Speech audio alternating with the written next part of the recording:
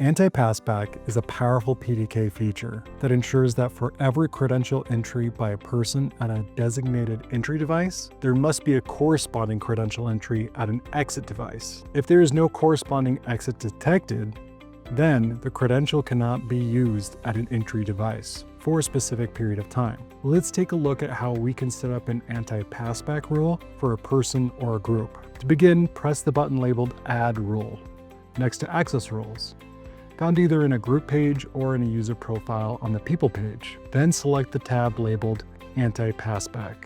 Now you can set up a schedule by selecting Always, Reoccurring, or Single Date from the Schedule drop-down menu. Always is used when you want this rule to always remain active. Reoccurring allows you to set up a defined schedule, and Single Date is used when the rule needs to be applied one day at a time. If you select Reoccurring or Single Date, make sure you input the begin and end time, and select the day or days it will be active.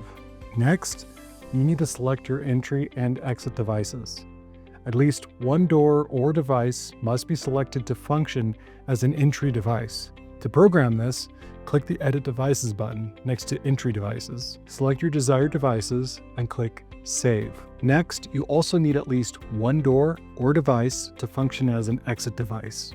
Click the Edit Devices button next to Exit Devices, select your desired devices, and click Save. Now you can move on to the violation expiration, which specifies how long the anti-passback rule violation will persist for a violating credential. From the violation expiration drop-down menu, select either Never, 1 hour, 24 hours, or Custom. If you selected Custom, you will then need to input the days, hours, and/or minutes you wish the violation expiration to be active. Lastly, you need to set the re-entry parameter to allow or deny. By selecting Deny, this will prevent the violating credential from being allowed access at any entry device listed in the rule, in addition to generating an anti-passback violation event.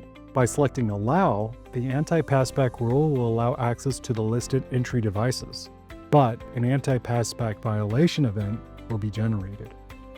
Click Submit, and just like that, you've created an anti-passback rule. ProdataKey is easy to use anytime, anywhere, and on any device.